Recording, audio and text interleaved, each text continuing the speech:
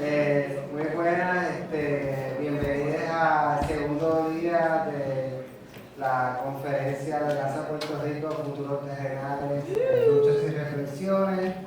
Estamos muy contentos de estar aquí nuevamente. Bueno, no sé si saben, pero lo hemos anunciado, pero nosotros pues decidimos como comité pues dedicar esta conferencia, ya que es en el recinto de Mayagüez, al profesor Mario Cancel Sepúlveda, comunicación con varias personas, colegas que trabajaron con él, que utilizan su trabajo. Queríamos pues crear una sesión plenaria dedicatoria al profesor Cancel Sepúlveda. Así que hemos invitado pues, una serie de historiadores que han llegado, que conocen el trabajo, que nos van a estar dialogando, ¿no? Y recordando esa memoria. Así que para nosotros es muy importante este evento. Espero que lo disfruten y lo voy a dejar con el moderador del evento, el doctor Menéndez Vadillo, catedrático auxiliar de Historia Latinoamericana de la Universidad de Wisconsin-Madison. Así que si no creemos, lo dejo con el profesor Vadillo.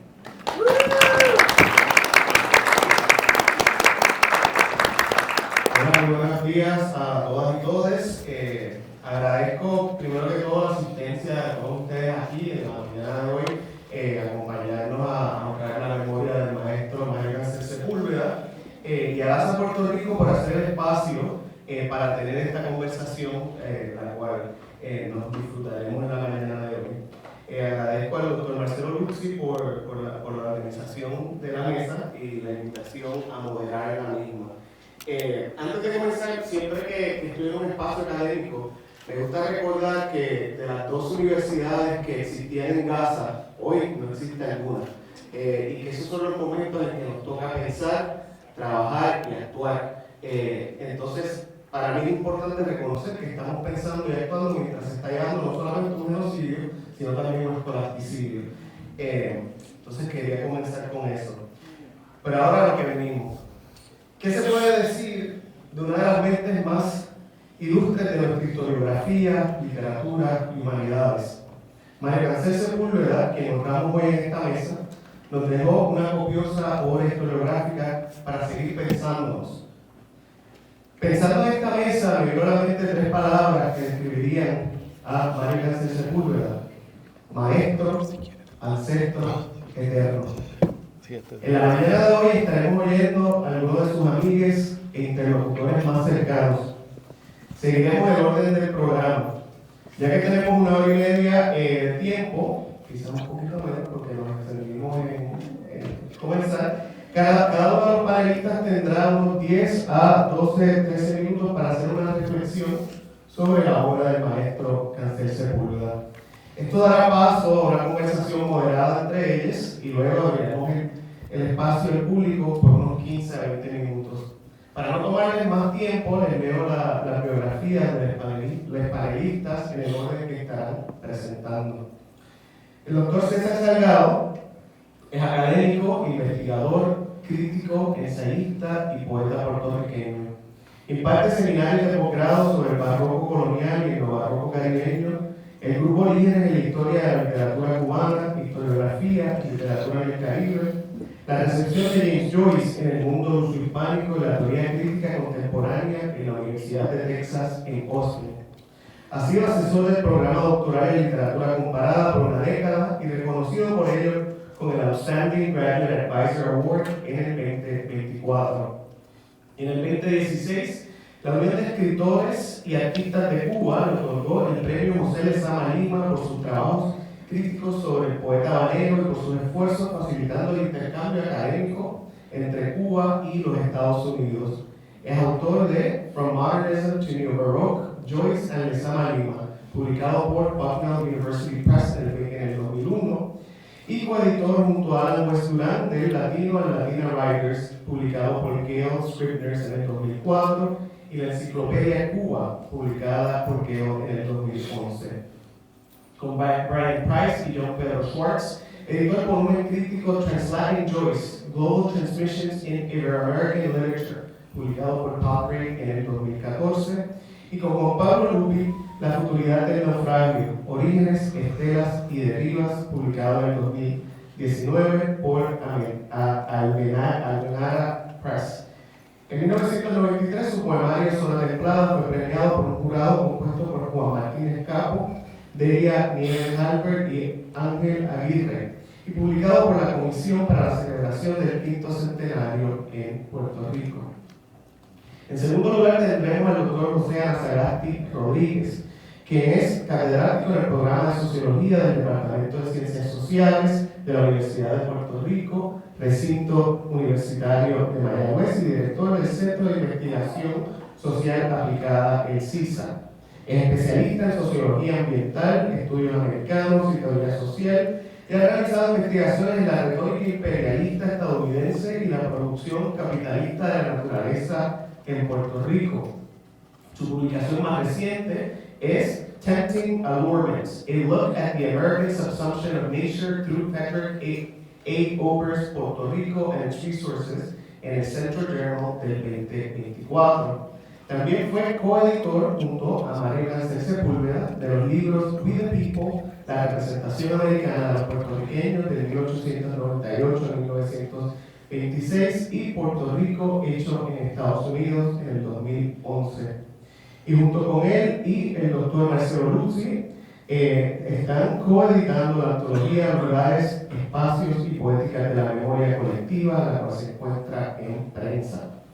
Luego escucharemos de la doctora Vivica Lorraine Betances Lacour, quien posee un doctorado en estudios hispánicos con especialidad en literatura del recinto de Río Piedras de la Universidad de Puerto Rico, posterior a haber completado en el recinto universitario de Mayagüez una maestría y bachillerato en la misma disciplina. Allí fue recipiente del premio Eugenio María de Hostos. Ha hecho investigaciones en temas tan diversos que van desde las aportaciones de la periodista y abogada Angelita Bentón Castón, la afropuertorriqueñidad, las composiciones de músicos y cantantes caribeños, hasta la didáctica lectora en los estudios superiores. Tiene a su haber sobre 20 publicaciones en periódicos y revistas de Puerto Rico y México, y ha impartido talleres a maestros, ayudantes de cátedra y profesores. Actualmente trabaja como directora auxiliar de español en el College Board, la AM, y ejerce como profesora dentro del sistema de la Universidad de Puerto Rico. Por último, tendremos al doctor Marcelo Luzzi, quien es especialista en Historia Moderna por la Universidad Autónoma de Madrid en el 2014.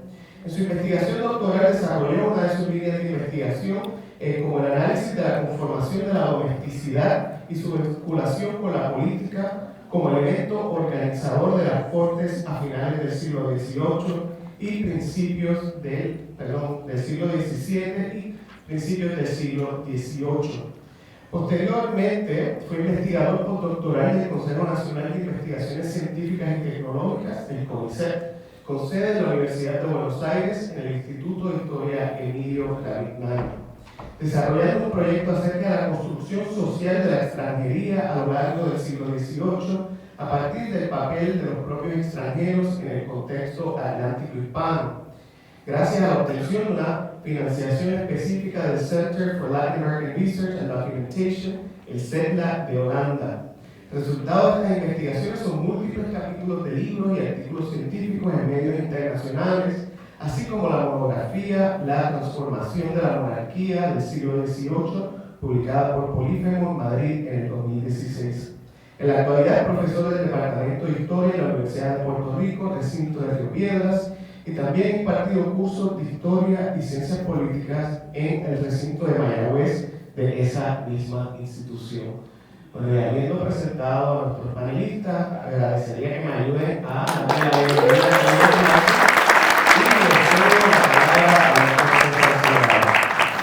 Bueno, primero, muchísimas ¿me escuchan? ¿Me escuchan ahora? Voy a pegarlo, ¿no? Para que mi voz proyecte. Primero agradezco tremendamente estar con ustedes para recordar a mi gran amigo Mario Cancel Sepúlveda, y también agradezco, ¿no? La faena, la labor de Marcelo y de Llorel y de otros armando esta mesa. Y lo que tengo es un texto de 5 páginas que voy a leer en 10 minutos. Yo no soy un historiador, pero soy un crítico literario que se interesa, ¿no?, en la historiografía. Y el texto se titula Mario Cancel Sepúlveda, Manifiesto Indócil. Y no pretende ser un manifiesto vanguardista, sino que utilizo este título para hablar sobre Mario como un indócil que se manifiesta, ¿no? Mario Cancel Sepúlveda, indócil manifiesto. Al final de una reflexión sobre el rol social de archivos y museos vistos como entidades patrimoniales en Puerto Rico y el mundo occidental, nuestro Mario Cancel Sepúlveda comentaba cómo, tras haber sido contratado entre 1999 y el 2002 para pasar censo de los documentos y objetos conservados en la Casa Museo Aurelio Tio en San Germán, experimentó tal espacio como un palincesto de temporalidades inconexas y en pugna. Allí, según Mario, y cito, convergieron numerosas y contradictorias formas de la memoria, residuos en el que convivían numerosos imaginarios dispersos en el tiempo y el espacio, cierro cita. Recordando cómo en años previos, tanto Aurelio Tio como sus herederos le habían negado pedidos de acceso para consultar la papelería de Lola Rodríguez de Tio, Mario lamentaba cómo hasta 1999 la casa y sus contenidos habían sido manejados, cito, como el patrimonio privado de una familia y no como el potencial patrimonio de una sociedad o nación, cierro cita. Sin entrar en detalles, Mario se refería a la feroz competencia que hubo entre las generaciones más recientes de la familia por la posesión de un bien cultural, disputando cuál sería, y cito, la forma correcta de administrar la memoria histórica, cierro cita. Al pasar revista de la heterogeneidad del acervo conservado, Mario indicaba que pudo detectar, cito, ajustes de todo tipo que le parecieron emborronamientos y suplantaciones, cierro cita. Y concluye, cito, tesoros como estos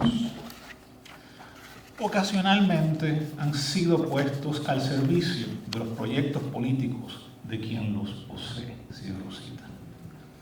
La relación indócil que tuvo Mario con esta institución tiene para mí una dimensión afortunada y hasta providencial, porque fue en tal contexto cuando nos conocimos, nos hicimos colegas y amigos profundos. En 1999, tras mi promoción a catedrático en la Universidad de Texas en Austin, viajé a Puerto Rico para comenzar mis indagaciones en el enorme epistolario de Lola Rodríguez de Tio, cuando éste pasó a estar bajo la custodia de la Universidad Interamericana. Fue parte de un proyecto sobre el rol constitucional de lo literario y lo fictivo en la formación de archivos subalternos y contrahegemónicos en territorios coloniales como Puerto Rico. Mi primer encuentro con Mario ocurrió, pues, cuando junto a Juan González Mendoza fungía él como explorador de este palincesto de historicidades, auscultador de este laberinto indócil en donde se habían fraguado tantas disputas por la memoria privada y pública, familiar y tribal, institucional y parainstitucional de nuestro país.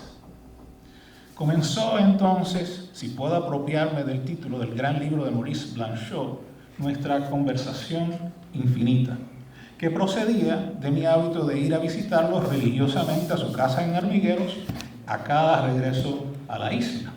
Cada año nos poníamos al día sobre la situación local y global, intercambiábamos impresiones, publicaciones y proyectos y nos transportábamos en el espacio y tiempo, debatiendo figuras literarias desde Lola Rodríguez y Alejandro Tapia hasta Robert Musil y James Joyce, o repasando los forjadores de nuestra historiografía desde José Julián Acosta, Sotero Figueroa, Cayetano Politoste y Adolfo Diosto, y maestros suyos como Loida Figueroa y Germán Delgado Pasapera, hasta las últimas generaciones Métodos y Guasábaras. Convocábamos a todas estas figuras acuciosamente como si se tratara de una sesión histórico-espiritista. No había tema que le fuera ajeno a Mario, ni límite a la generosidad, la agudeza y la enorme erudición crítica que compartía durante nuestros encuentros. Me complacía que siempre posteara con entusiasmo sobre nuestras conversaciones en la red. Siempre lo hacía. Fui pues un testigo privilegiado de cómo Mario fue concibiendo, urdiendo y consolidando sus vastos y deslumbrantes proyectos investigativos desde que empezó como catedrático aquí en el recinto de Mayagüez. Vi cómo a partir de su magnífica obra prima como historiador, su biografía sobre Segundo Luis Belvis de 1994, Mario fue confrontando la historiografía de corte proseratista, nacionalista y reverencial, centrada en el siglo XIX, sobre todo en la gesta de Lares, analizándola sagazmente como una fascinante y aconteciente mitología retrospectiva según el concepto de Hobsbawm. Vi cómo en los trabajos recogidos en Antifiguraciones de 2004 fue llevando a cabo indagaciones más innovadoras, inusitadas y a contracorriente de figuras menos conocidas como la teósofa Olivia Paoli de Bracci o ya reconocidas como Francisco Mariano Quiñones, pero vistas desde prismas insospechados. Vi cómo su familiaridad con las teorías posmodernas, la revalorización con el giro lingüístico del entramado narrativo en la episteme historiográfica y el antiproseratismo, predicado por los estudios culturales y las nuevas agendas feministas, le llevaron a un cuestionamiento profundo de los principios patriarcales o paternalistas de la historiografía puertorriqueña en Historias Marginales, Otros Rostros de Han del 2007. Mario presentó el capítulo inicial de este libro en Austin en un congreso al que yo le invité en el 2005. Como si desbordar los horizontes convencionales de cómo pensar y armar la historia y memoria en Puerto Rico fuera poco, vi también cómo su ilimitada avidez le indujo a continuar animando y documentando el quehacer literario contemporáneo como profesor y tallerista de creación literaria en la Universidad del Sagrado Corazón. Resultados de esta gestión fueron su magnífica colección de cuentos borgianos, Intento dibujar una sonrisa, del 2005, y su omnívoro y visionario estudio Literatura y Narrativa Puertorriqueña, la escritura entre siglos, del 2007, en el que logró aquilatar los efectos de la globalización y la revolución informática y virtual en la creatividad puertorriqueña. Creo que fue uno de los primeros análisis o diagnósticos, ¿no?, de esa transformación en el imaginario. Mario comprendió como pocos las enormes implicaciones de los cambios de plataforma tecnológica para los hábitos y estrategias de publicación y diseminación, tanto en lo literario como en lo histórico.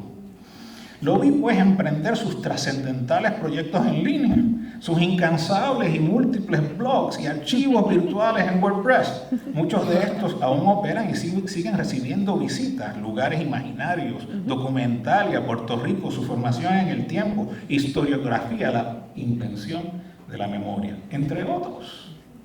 En el 1910 me reclutó para que participara como columnista en la revista virtual 80 Grados, gestión que le agradeceré toda la vida, y en la que, como reconoció su fundador, Luis Fernando Co, que está aquí con nosotros, cuando la misma cumplió 10 años, Mario ha sido el autor con más textos publicados ahí.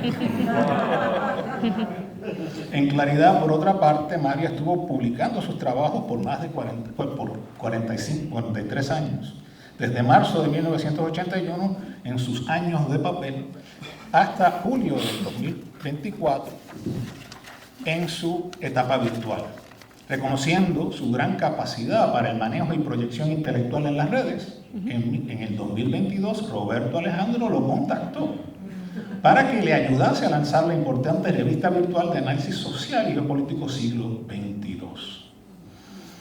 En estos últimos años, también lo vi gestar lo que considero será su obra cumbre y de mayor trascendencia, la trilogía, miren que está aquí mismo, la trilogía de estudios críticos sobre historiografía puertorriqueña. Dos de sus títulos ya se han publicado: El laberinto de los indóciles, del 2021, e Indóciles, nueva visita al laberinto, del 2024. Mario pudo terminar el tercer volumen que ahora revisan su compañera Mario Rosario Urrutia y su gran colaborador José Anasagasti para su publicación. Esta trilogía representa a la vez una síntesis, un manifiesto y un testamento de su labor develando y diagnosticando los olvidos selectivos y estratégicos, los ajustes de todo tipo y emborronamientos y suplantaciones en las pugnas por el control de la memoria que captó al pasar censo de los documentos en la casa Museo Aurelio Tío. Tal como para Borges y Foucault, para Mario todo archivo documental es al final un palimpsesto de temporalidades indóciles y con frecuencia desconectas o inconexas. Un laberinto en donde los intentos de articular una soberanía estable y confiable en un territorio, en nuestro territorio a través de una memoria oficial, sea liberal, conservadora, autonomista, separatista, independentista o anexionista, siguen zozobrando. Pero los indóciles como Mario, en una enorme contradicción al diagnóstico terrible y fatalista que hizo René Marqués de la psicología del puertorriqueño dócil, seguirán persistiendo, cuestionando, revisitando y rearmando nuestra complejísima historia para hallar la salida a nuestro laberinto. Gracias.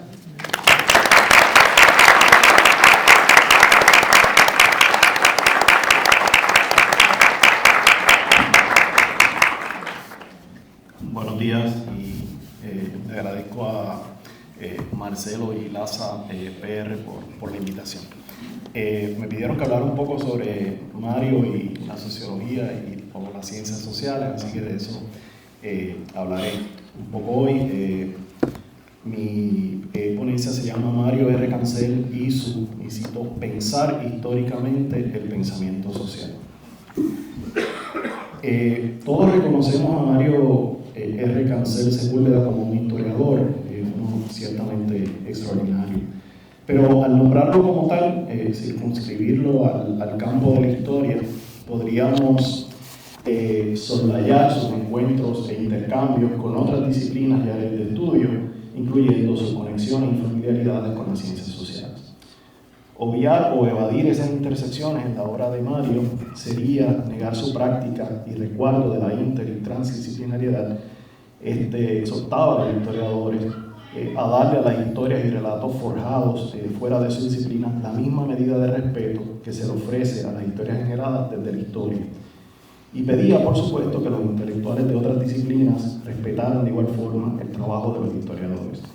Los vínculos de Mario con las ciencias sociales se debieron en parte a la singularidad de uno de esos lugares desde el cual él historiaba, desde el Departamento de Ciencias Sociales del Recinto Universitario de Mayagüez.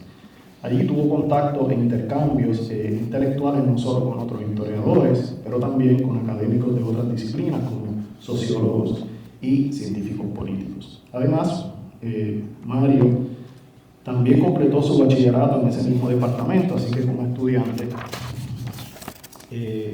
también tuvo trato e intercambios con estudiantes y profesores de las ciencias sociales. Los lazos de Mario con las ciencias sociales tienen que ver además con el hecho de que Mario se formó como historiador en tiempos en que todavía los intercambios entre la historia y las ciencias sociales eran numerosas y sus afinidades muy valoradas por muchos historiadores, los practicantes de la nueva historia puertorriqueña, que, como los nuevos historiadores y los historiadores sociales alrededor del mundo, fueron influenciados por las ciencias sociales, en particular por la sociología, la economía y la geografía. Y en aquellos tiempos muchos científicos sociales también fueron influenciados por la historia, como revela, por ejemplo, el desarrollo de la sociología histórica. Las relaciones entre estas disciplinas no siempre estuvieron libres de conflictos y debates, y la discusión de las convergencias y divergencias entre estas es pretérita. En algunos casos, como en el caso de la sociología, esas polémicas se remontan a los orígenes mismos de algunas de estas ciencias sociales. A pesar de sus vínculos con las ciencias sociales, también es importante señalar que Mario perteneció a una generación de historiadores indóciles que, aunque formados por los nuevos historiadores, mirarían no tanto hacia las ciencias sociales, sino más bien a otras disciplinas. Me refiero a lo que algunos llamaron la nueva historia, y que en Puerto Rico se le conoce como la novísima historia. Mario, como otros en ese grupo, fue crítico del positivismo de las ciencias sociales, particularmente en sus formas cuantitativas y su influencia en la historia.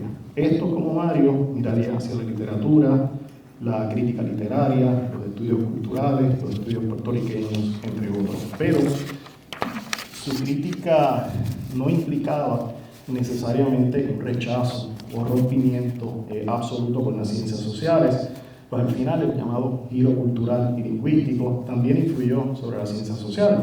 Esto a pesar de la tremenda e histórica resistencia de los positivistas, pospositivistas y los llamados realistas, incluyendo a los realistas críticos. Mario, aunque ciertamente crítico, reconocía entonces el valor de las ciencias sociales historianas. Sus vínculos con las ciencias sociales se debieron además a los temas que investigó a lo largo de su extraordinaria carrera y que en ocasiones lo llevaron a las ciencias sociales. Mario estudió y estaba, por ejemplo, muy interesado en la historia de la historia, la historiografía, la teoría de la historia, la filosofía de la historia y la historia intelectual de las ideas en general, por lo que no podía sino considerar las mencionadas convergencias y divergencias entre la historia y las ciencias sociales, que son parte de la historia y teoría de la historia como disciplina. Por ejemplo, en uno de sus últimos libros, Historiografía y Enfoques de la Historia, discute el giro social en esa disciplina, vinculada a las mencionadas historias social y nueva historia, tema que también trata en Historias Marginales, por aquí, otros rostros del mundo. En efecto, muchas de nuestras conversaciones, giraron precisamente alrededor de las afinidades y discrepancias entre historiadores y científicos sociales, según discutidas por diversos pensadores, tanto en la historia como en la sociología. Por ejemplo, lo hicimos varias veces con respecto a Eugenio María de Hostos, quien en el Tratado de Sociología se refiere a la relación entre la historia y la sociología.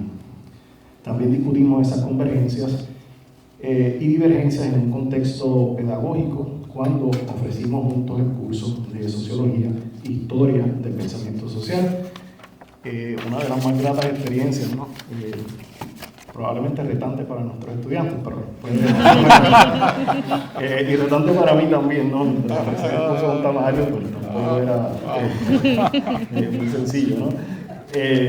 Mientras que en el curso yo reconocía la importancia del análisis histórico del pensamiento social, Mario reconocería la importancia del análisis social al historiar el pensamiento social. Mario estaba particularmente interesado en el pensamiento social como discurso, siendo como todo discurso, un acto comunicativo y por eso mismo social. El discurso social está consecuentemente sujeto al análisis social o sociológico. Pensar lo social no escapa las configuraciones sociales más amplias, las que inclusive lo conforman, como ha demostrado la sociología del conocimiento. Es decir, comprender la forma en que los pensadores y estudiosos de lo social cavilan, elaboran y entrelazan ideas acerca de lo social, cómo lo describen y explican, requiere que ubiquemos ese pensar social, su discurso social si se quiere, en el contexto de configuraciones sociales más amplias, es decir, en el contexto de un conjunto de actores sociales entrelazados de formas no aleatorias y ciertamente interdependientes, aunque muchas veces en conflicto, claro está. Este contextualismo social, una práctica sociológica si se quiere, lo que caracteriza de muchas formas las aproximaciones de Mario al pensamiento y discurso social. Para él, esto implicaba además ubicar el pensamiento social, por supuesto, en la historia, examinar sus manifestaciones, continuidades y discontinuidades a través del tiempo. Se trataba, para usar su propia expresión, de pensar históricamente el pensamiento social. Es precisamente eso lo que Mario propuso y practicó en sus lecciones para el curso Historia del Pensamiento Social. Lo expone en su introducción al curso, publicada bajo el título precisamente Pensar históricamente el pensamiento social, en uno de los famosos blogs mencionados por César, que lo diseñó para el curso, ambos publicábamos allí, y todavía recibía visitas y comentarios de personas en América Latina inclusive y desde Europa. En Mario propuso una serie de consideraciones válidas para la comprensión del pensamiento social en cualquier época.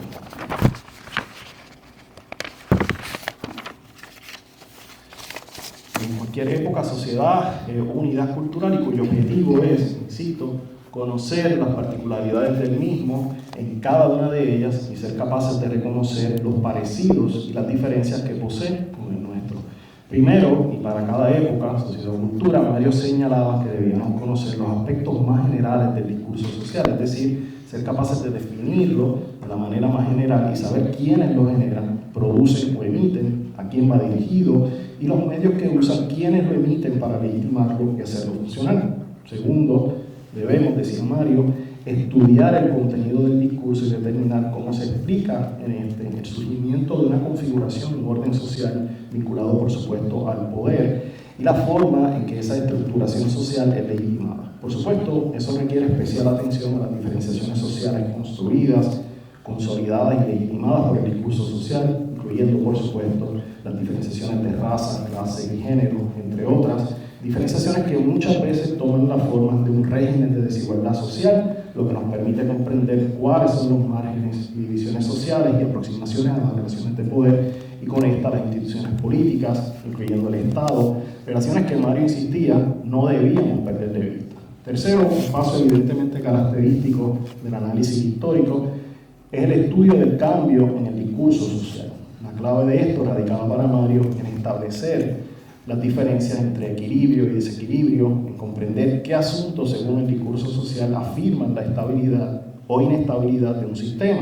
Y añadía, eso, y cito, eso ha sido una de las preocupaciones fundamentales de todo pensador social, porque sobre la base de esa respuesta se elaboran explicaciones en torno al cambio, es decir, la evolución o revolución de los órdenes sociales. Esto implicaba además considerar discursos sociales alternativos y pensar en quiénes son los agentes sociales de cambio y sus medios.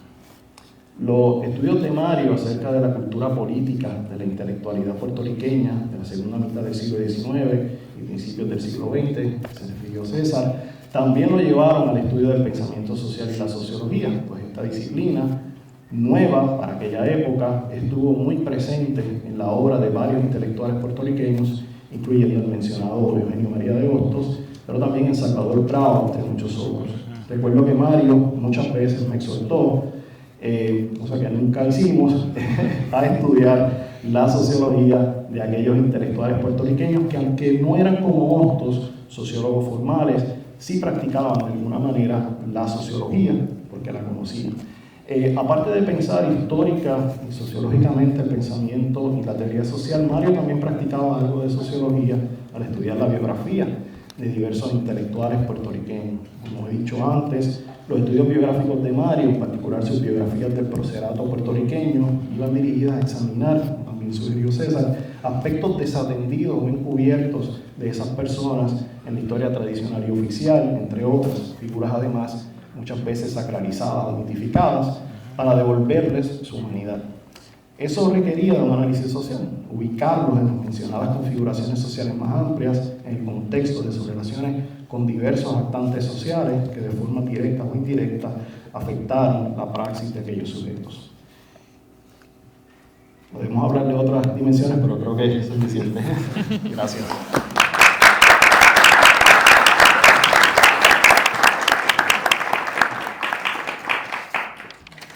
Buenos días, agradezco también a Marcelo y a LASA Puerto Rico por la invitación.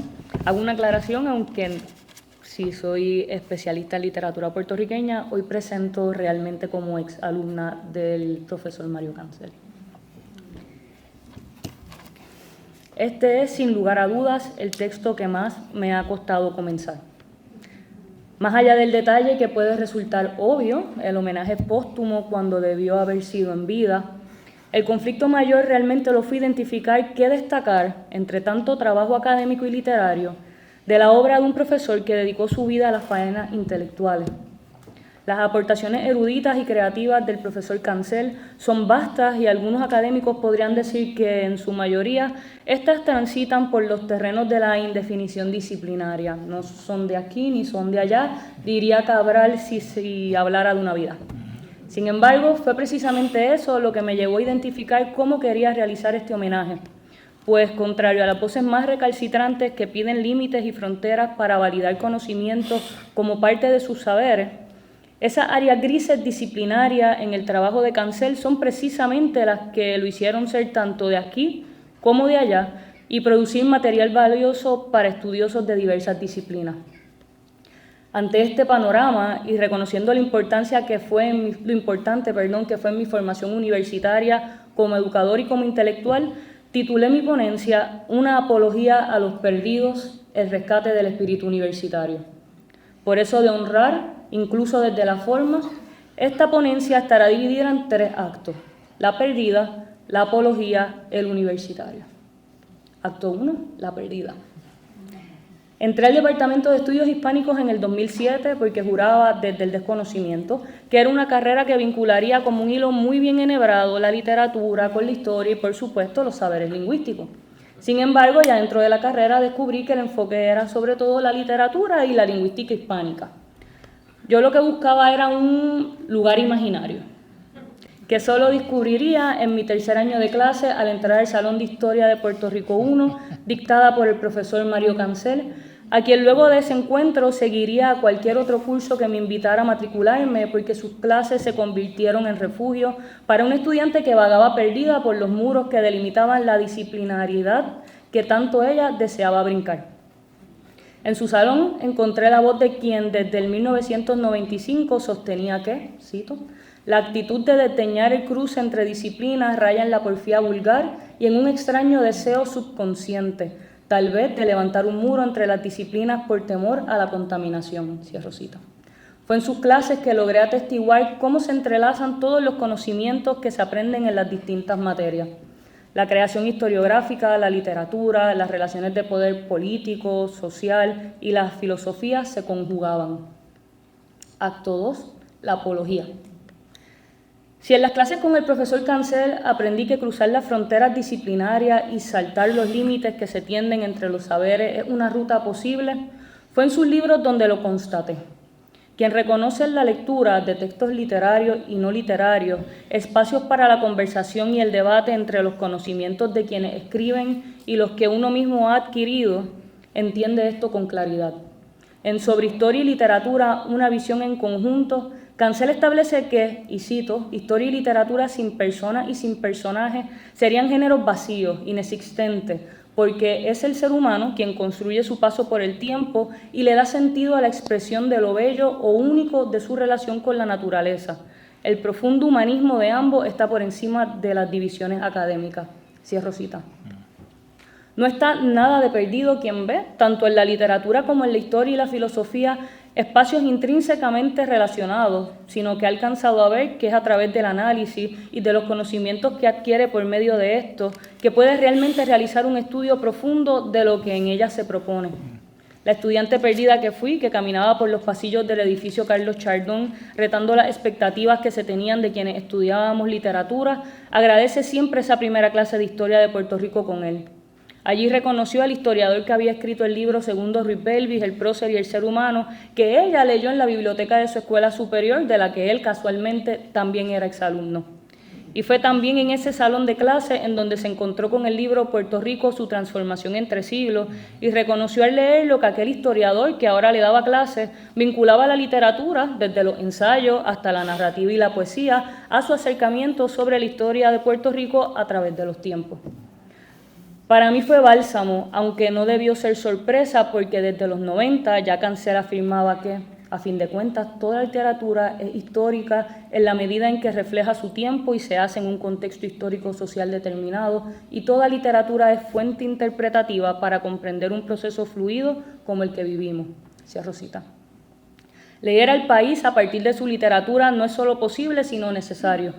Del mismo modo, leer la literatura contextualizada a los asuntos históricos que nos acontecen y nos han acontecido permite trazar otras vías de estudio que no tienen por qué limitarse al quién somos, al cómo somos, ni hacia dónde vamos de la generación del 30 que tanto se asocia a este tipo de acercamiento. Por otro lado, ¿puede un estudiante del área oeste de la isla aportar saberes y conocimientos? Nacer en el área oeste de la isla, alejado de la capital, para algunos meca y centro del desarrollo cultural del país, y estar interesado en el estudio y la crítica de la literatura es un reto. No obstante, el profesor Mario Cancel se convirtió en modelo. La meta no era llegar a ser como él, son zapatos difíciles de llenar, sino recorrer el camino que había ayudado a trazar y trabajar lo suficiente como para que lo que uno quisiera decir fuera escuchado. Esto en sí mismo también es un rescate del perdido. En el artículo Este callado compromiso, la generación del 80 y su poesía, Cancel visibiliza la importancia de tomar en consideración aquellos lugares de enunciación que van más allá de la zona metropolitana. Afirma: a mí me consta que en el siglo XIX las ciudades de Ponce y Mayagüez fueron dos eminentes centros de producción cultural. La capital, y esto me cuesta decirlo, era un sitio en donde se publicaban los periódicos oficiales y la prensa conservadora tenía una vasta presencia. San Juan y su periferia eran signos de un orden que molestaba al colono consciente. Cierro cita. Este detalle se puede reconocer cuando quien escribe ha sido capaz de poner su mirada en producciones culturales que trascienden los espacios capitalinos. ¿Contra qué piensan, analizan, crean aquellos que solo son capaces de mirar sus propios espacios? En ese mismo artículo, Cancel establece que, cito, la imagen de una cultura que tiene su centro generador en la capital y que encuentra en ella su eje y modelo esencial ha dificultado mucho la proyección de un conjunto generacional que no fue estrictamente capitalino. Cierro cita. Y aunque su artículo se enfoca en la generación del 80, vale la pena resaltar que su afirmación no tendría por qué limitarse a ella. El querer limitar tanto produce una miopía a tal nivel que quien la padece no es capaz de reconocer que existe un mundo fuera de sus confines, espacios temporales o académicos da igual. Quien pretende leer más allá de los límites que le establece su disciplina reconoce la importancia que tiene el ver más allá de lo evidente. En Antifiguraciones, bocetos puertorriqueños, Cancel sentencia que ya no se trata solo desde cuál tiempo se escribe y de cuál tiempo se escribe, es también desde dónde se lee y qué tipo de lectura se hace del texto. Los bagajes intelectuales y académicos, los espacios de enunciación y desarrollo también intervienen en el modo en que estudiamos y dialogamos con un texto. En Sobre los estudios literarios, apuntes para un estudio, ya Mario Cancel comienza a plantear diversas preguntas que servirán como caminos alternativos. En sus palabras, las ideas ilustradas, románticas y positivistas conviven dentro de esa realidad y permean a los intelectuales de todo el mundo. ¿Cómo perciben nuestros autores ese orbe complejo? Quien quiera comprender de manera amplia aquello que lee o estudia, logra gestar un acercamiento holístico si toma como guía ese planteamiento. No importa cuánto un escritor o escritora quiera alejarse de su realidad, le cito, la historia es el camino para entender ese juego de pasado, presente, futuro que se le plantea como tema a los escritores. Y reconocerlo al final de la partida beneficia tanto al crítico literario como al historiador. Acto 3. Lugares imaginarios, el espíritu del universitario. Decido nombrar a este acto lugares imaginarios con toda la intención. La bitácora del profesor Cancel, llamada Lugares Imaginarios, dedicado a la crítica literaria, fue uno de los espacios que más disfruté de él, aunque confieso, fui asidua lectora de todas sus bitácoras. Lo llamo también lugares imaginarios porque en espacios académicos en donde reina la desconfianza ante todo lo que no sigue los modelos predeterminados de X o Y saber, aun cuando se habla de la interdisciplinaridad, el verdadero espíritu del universitario termina siendo relegado a una esquina, a un lugar imaginario que les sirve de nicho a quienes no ven problemas en especializarse en una disciplina mientras nutren sus trabajos con los saberes de otra. ¿Están los perdidos realmente perdidos cuando intentan con seriedad y rigor construir nuevos saberes a partir de acercamientos interdisciplinarios? ¿No se supone que esa es la meta en sí misma de la universidad? El profesor Mario Cancel encarnaba de manera muy certera el verdadero espíritu del universitario. En sus trabajos la filosofía, la literatura, la historia, la sociología y otros muchos más saberes convivían de manera dinámica. En Sobre los estudios literarios, apuntes para un estudio, definió puntualmente lo que es un intelectual y, a mi parecer, lo que debería ser cualquier profesional que pasa por las aulas universitarias, pero sobre todo aquel que decide dedicarse a la cátedra universitaria. Cito: en todo caso, el intelectual no es un ente pasivo que mira y ratifica, es un ser activo que mediante la inteligencia enjuicia y, amparado en la historia conocimiento, adopta posiciones en torno a la historia materia. Cierro cita. Además, en literatura y narrativa puertorriqueña, la literatura entre siglos, refiriéndose a los escritores, traza las rutas que deberían seguirse. No obstante, me apropiaré de sus palabras para plantearlas dentro de lo que considero debería ser realmente el espíritu que reina en la universidad. Cito: me parece que enajenarse de los focos de poder, no ya políticos, sino culturales e intelectuales, es fundamental para que la independencia de la gente que escribe en Puerto Rico sea una realidad. Los escritores, pero diría yo, los estudiantes y los profesores, tienen que ser transgresores primero que todo, transgresores incluso de la transgresión misma. No serlo sería adoptar una posición irresponsable en el sentido en que mi generación, la del 1980 de escritores, reaprendió el compromiso al paso de la debacle ideológica de cambio de siglo. Aceptar que la transgresión es inseparable del acto de escribir y vivir y crear nuevos conocimientos, tengo que añadir yo, no son sino la misma cosa. Cierro cita. Reitero, Mario Cancel encarna el espíritu del verdadero universitario, aquel que, como él mismo señaló, reconoce que las verdaderas armas de las que goza el ser humano para confrontar el mundo son la inteligencia y la razón en todas sus manifestaciones, y ese culto se merece el respeto de todos nosotros desde cualquier tiempo histórico en el que nos coloquemos. Los perdidos, los que piensan más allá de las fronteras que sus ramas les han delimitado, los que reconocen en la universidad el espacio ideal para quienes tienen la intención de leer, pensar, cuestionar y luego repetir el proceso cuantas veces sea necesario.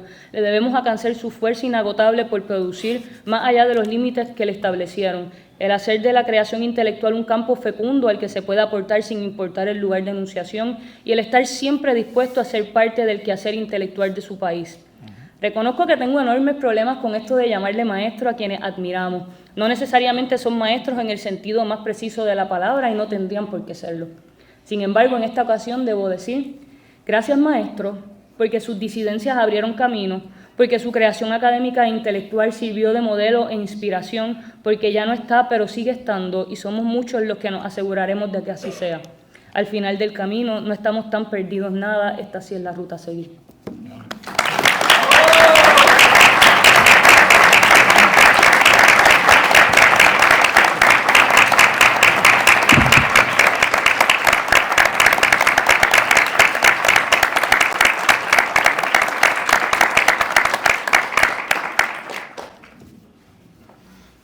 Gracias, Viveke. En verdad, creo que hablo por todos quienes estamos acá. Gracias.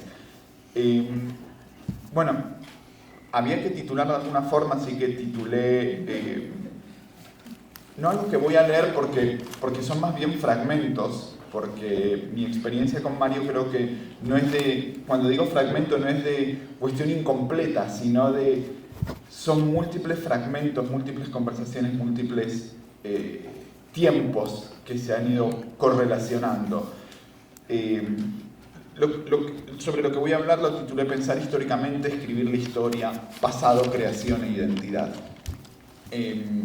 Con Mario llegaron toda esta gente que está aquí en esta mesa. Tengo muy claro cuando cada uno... Mario, por ejemplo, una de las primeras cosas cuando yo llegué aquí al RUM me decía que tenía que leer a José Ana Sagasti porque era el teórico del Departamento de Ciencias Sociales.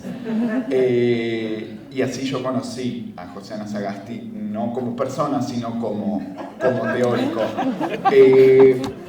En un momento de la pandemia invitó a César para que nos hablara de Sotero Figueroa y conocí a César y luego tuvimos un simposio del que va a salir el libro ahora, esperemos, en breve. Y luego pudimos conversar en uno de esos múltiples encuentros con Mayra también, aquí en el oeste, y ahí llegó César, que a mí me enseñó a leer a Jane Joyce, porque no sabía. A Viveke la conocía, pero con Viveke llegó un Mario que nos supo, que empujó a sus estudiantes, como ahora Bebeliaris también, que también pasaron por sus clases, a empezar a empujarlos a seguir hablando y a seguir creando conocimiento, y así nos empujó en octubre del 2020 un simposio que estuvimos solo nosotros tres con José moderándonos. Y también llegó Llorel porque era este joven historiador que escribe cosas muy interesantes y que quiero conocer, y pudimos en el 2023, si no recuerdo mal, en el verano, compartir. Con esto quiero decir que para mí esto tiene como muchos momentos. Cuando yo conocí a Mario fue porque él me regaló este libro, cuando yo empecé a dar clases aquí en el RUM como profesor contratado. Compartíamos, bueno, mi oficina estaba justo enfrente de la de él, lo veía todos los lunes, miércoles y viernes, bien temprano. Mario llegaba, no sé, yo llegaba a las 7:30 y Mario ya estaba, así que llegaba bien temprano. No sé a qué hora, pero llegaba bien temprano. Y el día que recibo el libro, le toco la puerta para darle las gracias, me dice una frase que no se puede decir aquí, y a partir de ese momento dije, esta persona me interesa. Y a partir de ahí empezamos a hablar, y a partir de ahí comprendí algo que para mí en Mario Cancel es fundamental, su generosidad. Y la generosidad la explico para mí en algo que se ha dicho mucho aquí, que es ese blog dedicado a estudiantes, porque yo había leído el blog, porque me lo habían recomendado, y de golpe le pregunté a Mario por qué había escrito el blog, y él me dice, bueno, ¿para qué quiero que me sigan leyendo gente que a veces no le interesa, que lean los estudiantes? El blog era para los estudiantes, y eso a mí me parece de un desprendimiento muy poco habitual en la academia. Y después, con otra actividad que tuvimos, que fue un conversatorio con Roger Chartier, en el que me obligó, en un buen sentido, a que quien dialogaran fueran estudiantes. Entonces tuvimos 4 meses de arduo trabajo preparando eso con los estudiantes. Pero esto lo traigo porque para mí la obra de Mario, en Mario hay como un correlato entre la persona y el historiador, aquello que él hacía de su biografía, de los próceres, la persona y el prócer, está también, hay un correlato en la persona y el historiador. Y para mí en Mario esa generosidad humana transitaba a un desprendimiento como opción historiográfica. Y lo cito. Me parece que comprender aquellas pugnas interpretativas, y él estaba hablando aquí en relación a esa discursividad no homogénea que emerge en el Puerto Rico de finales del 19 y principios del 20, demanda una inusual actitud de desprendimiento y tolerancia independientemente de las posturas que desde mi historicidad pueda sostener en torno a asuntos que todavía hoy no han sido resueltos. Y creo que eso marcaba una opción historiográfica muy presente en él. La propia vida de Mario marcaba esa otra opción historiográfica entre lo que podemos marcar un centro-periferia o una escritura desde los márgenes, como hablaba en Los rostros de Jano. Y ese centro-periferia es lo que Viveke nos hablaba de Hormigueros. Mario siempre fue orgulloso de Hormigueros, pero al mismo tiempo me parece que era de centrar la historia de Puerto Rico, o desde el punto de enunciación. Aclaro una cuestión, yo no soy especialista en la historia de Puerto Rico, ni quiero hablar aquí como eso, sino como alguien que le preocupa la historia y que quiere pensar en la obra de Mario. Muchas veces yo pensaba en Mario y en su, como dice César, casa, archivo, museo, biblioteca. Y lo pensaba también en un símil que siempre que recuerdo, que era de unos libros de historia, que no es de historia que a mí más me impresionó, que es de Eric Auerbach, Mimesis, que lo escribió en su exilio en Istambul, el exilio nazi, y lo escribió con una biblioteca de 20 libros, y yo siempre pienso o pensaba en Mario, en su biblioteca, desde que la pude conocer, en esa imagen de una persona que no está exiliada, pero que no está en ese imaginario del centro, y que desde ahí es de donde está escribiendo, y desde donde nos está invitando a esa distinción entre pensar históricamente y escribir historia. Mario consideraba que pensar históricamente era una actitud que podíamos hacer todos, que el pensar históricamente era esa capacidad que tenía el ser humano para vincularse con el pasado, lo que no implicaba necesariamente una capacidad para escribir historia. Había una democratización de la historia, pero a lo mejor no así de la escritura de la historia, y esto no es ningún tipo de elitismo, o por lo menos para mí en Mario no era ningún tipo de elitismo, sino que la historia implica una relación inextricable entre la propia historia, el pasado, el hecho y la narración, que busca responder interrogantes fundamentales que entrelazan diferentes temporalidades.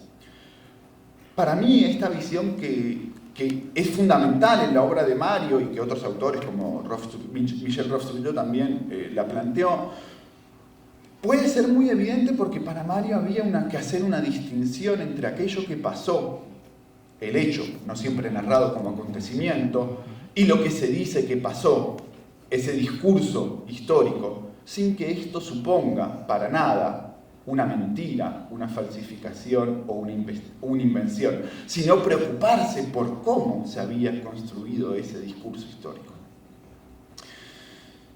En último término, en cierto punto, pensar el siglo XIX y XX en Puerto Rico, para mí, o como yo leo a Mario, es pensar la identidad puertorriqueña, o si queremos, y aquí podríamos hablar de lo que Llorel lleva mucho tiempo hablando, ese poliédrico archivo de la puertorriqueñidad.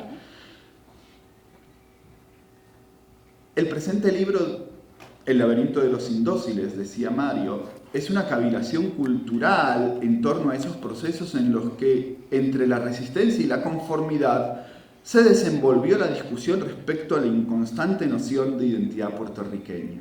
Cito la cita. Esto es lo que a Mario le interesaba para mí.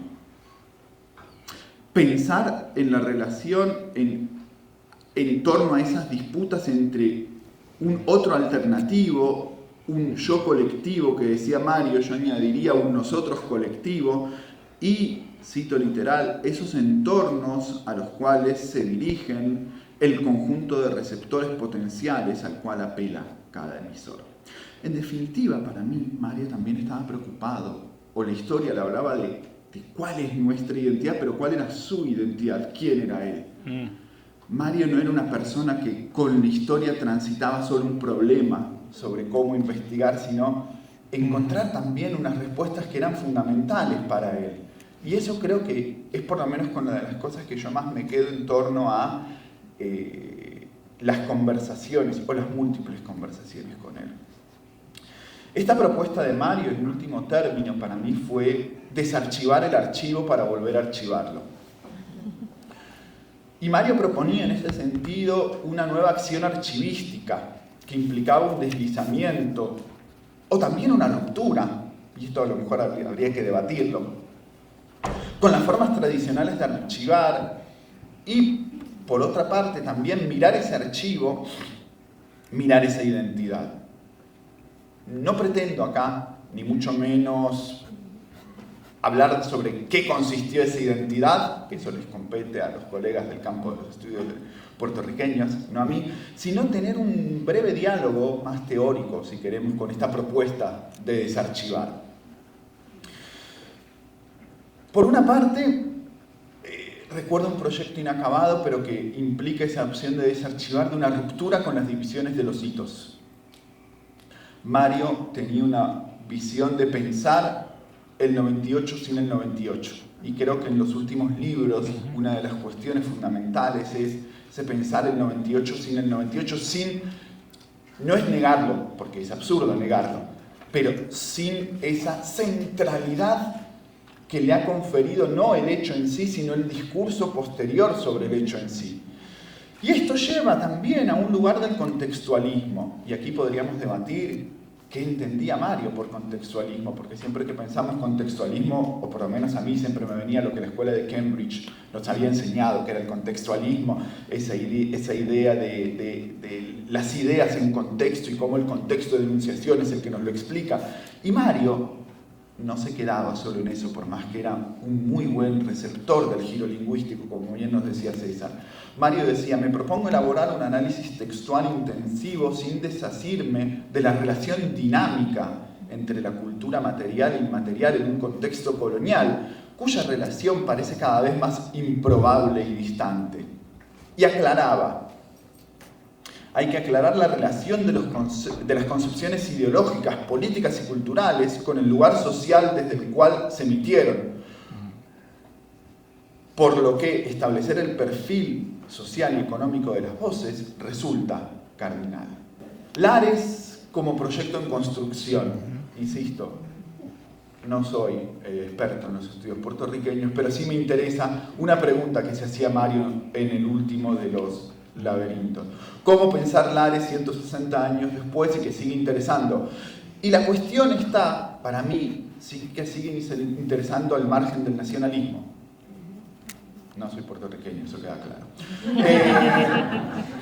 Y la cuestión está para mí en Mario que esto es algo que es un planteamiento crítico que ya Mario no tenía que decirlo, pero estaba dialogando con toda la historiografía latinoamericana que nos invitó a pensar las independencias sin la nación, sin una nación construida de antemano. Y entonces Mario nos está invitando a pensar cómo Lares está ahí sin esa necesidad de la nación.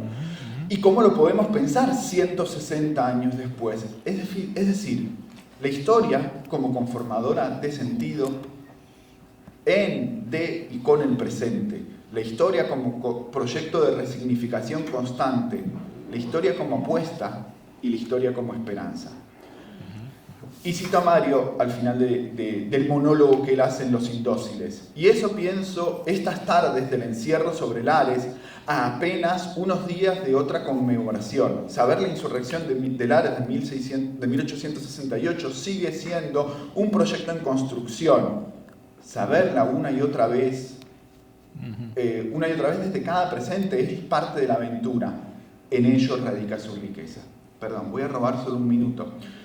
Porque otra de mis experiencias con Mario es de opción de desprendimiento, es cómo se despedía él cada vez que nos veíamos. Y la frase, fuera en plural, porque estábamos con Melody, fuera solo, era se les quiere o se te quiere. Esa frase para mí no muestra un no enunciarse a él, sino que muestra justamente una manera de entender la vida, un desprendimiento, un descentrarse, pero sobre todo una afirmación. Es afirmar que al otro se lo quiere. Es afirmar la vida y la historia.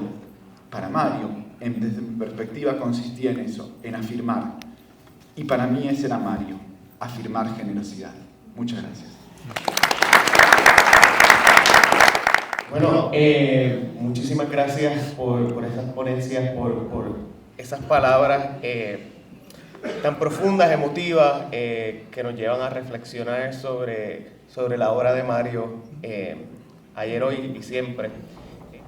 Bueno, buenos días todavía y excelentes presentaciones de ustedes.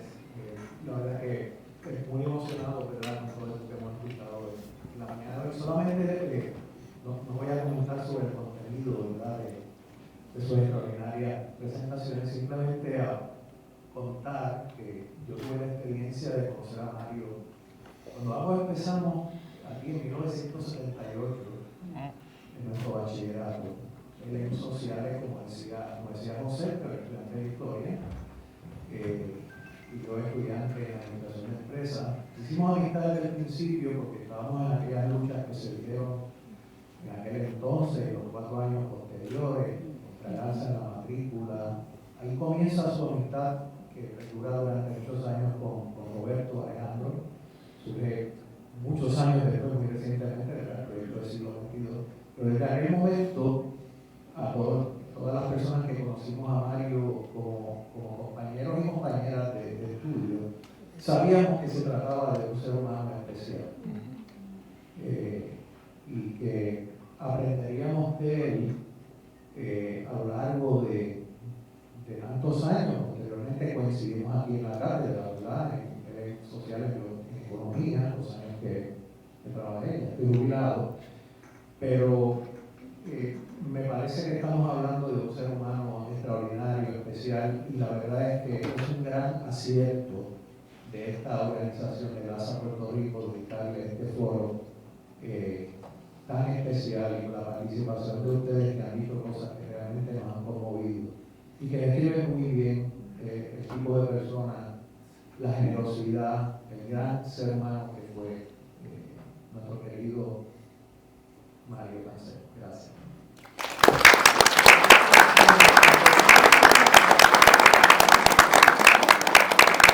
Yo creo que quizás parte de lo que quizás diría, como dice Marcelo, yo conozco a Mario a través de la página primero. De hecho, a través de la página web. Fue a través de un comentario que le hice en uno de sus múltiples blogs sobre anarquismo, y me pareció tan fascinante que él estaba hablando sobre el anarquismo decimonónico en Puerto Rico, y siempre lo comentábamos después, pero quizás lo que quisiera pensar es en el legado de lo que nos ha dejado Mario historiográficamente, y pensar a futuro, ¿no? En esta mesa un poco, quizás lanzar la pregunta a todos quienes están aquí, que lo conocieron en diferentes facetas, pensando en el libro que están editando, pensando en el laberinto que te quedó ahí.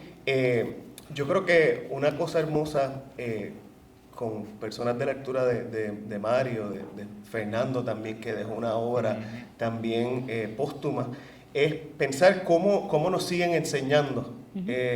No solamente con lo que produjo en vida, sino lo que todavía nos queda y lo que seguimos pensando acá a través del legado que nos dejó. Entonces quisiera un poco reflexionar en los próximas interpretaciones que nos ofrece Mario, quizás pensando en ese laberinto que quedó incompleto o que está completado. Así que no sé si eso es una pregunta armada ahí, pero sí, proyectos a futuro que tenía, porque fue incansable hasta el último momento, así que un poco pensar en eso. Yo voy a simplemente proseguir con preguntas, ¿no? Porque yo también me estoy preguntando quién era Mario, ¿no? Y el hecho de que Mario estaba también tratando de descifrar su identidad precisamente por todos esos cruces, esas diferentes capas, ¿no? de intervención intelectual. Y yo, por ejemplo, ¿quiénes son los indóciles?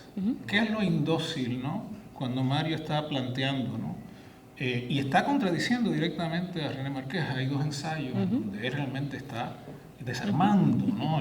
Toda esa mitología y el colaboracionismo de los intelectuales con algo que sencillamente empieza con una etiqueta que nos ponen desde afuera, ¿no? ¿Y quiénes son los indóciles? Son los puertorriqueños, pero son todos los puertorriqueños. No podemos eliminar no podemos asumir de que el rebelde es solamente el independentista, ¿no? O sea, hay otras intervenciones en muchos otros niveles sectoriales, ¿no? Que implican que nosotros siempre hemos sido indóciles, ¿no? Que no nos merecemos esa etiqueta. Y eso es parte, ¿no? del proyecto, o sea, la indocilidad puertorriqueña con paradigma, ¿no? Y el hecho de cómo salimos del laberinto, del hecho de que nos siguen tildando de dóciles, ¿no? Eso. Y lo otro también en cuanto al archivo, desarmar el archivo, desarchivar, el contraste entre Picó, entre Fernando y Mario. Mario en su casa archivo descentrada, ¿no? Y Picó allá, ¿no? Uno iba al archivo general y siempre estaba Picó. Esos son diferentes. Ahí son diferentes quehaceres. Y que sigue estando. Sí, porque la sala se llama Fernando Picó. ¿Qué implica esas intervenciones distintas? Porque Mario pudo hacer su historiografía, ¿no? Desde su casa archivo, mientras que Picó estaba trabajando a otro nivel y estaban en una relación de complementariedad, pero también en debate uno con otro. Esas son mis dos reflexiones que estoy tratando de procesar.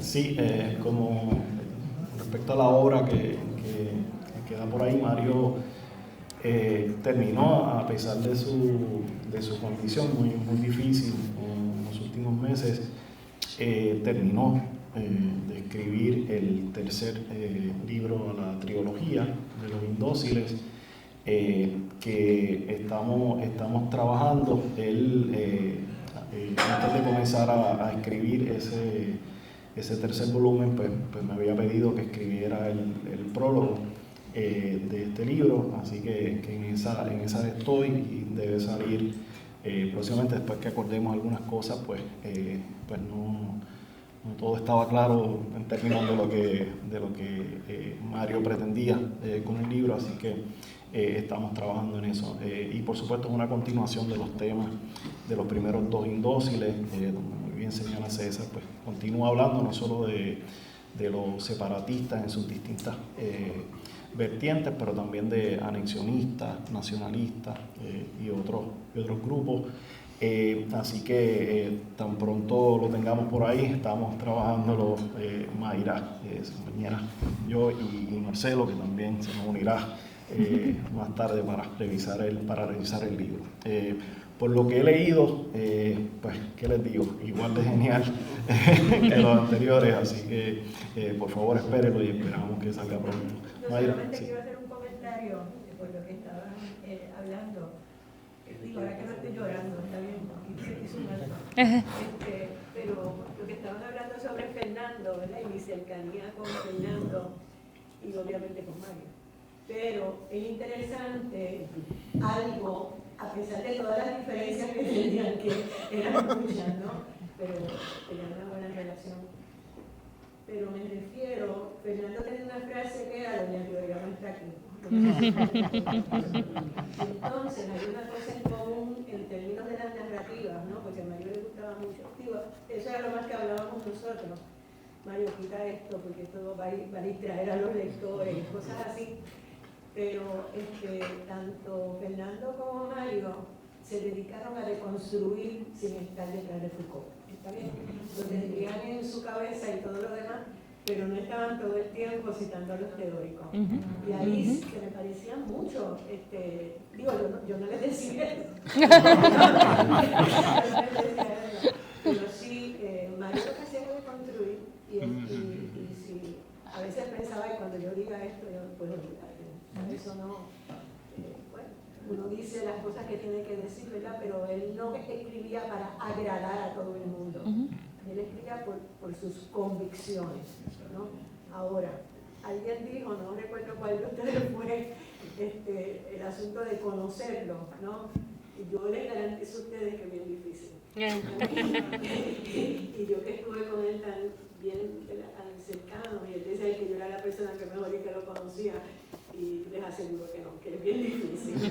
Y hay mucho, que eso después yo lo voy a consultar también con ustedes, muchos escritos que he encontrado que no están publicados, que a lo mejor también después se puede hacer otra.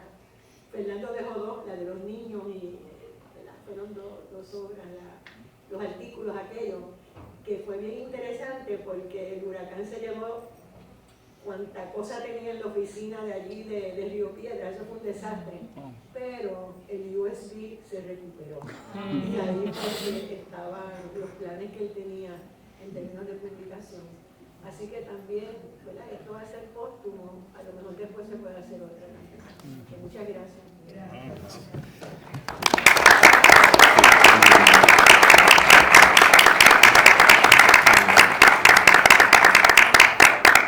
Y aparte del tercer libro sobre los indóciles, pues está en prensa, esperamos que salga pronto, un libro basado en un simposio que realizamos aquí hace algunos años en el recinto sobre las memorias colectivas, y ese pues ya también uno de los últimos trabajos de Mario, uno de los capítulos es de Mario, también sobre el 68, ¿no? el grito del Ares,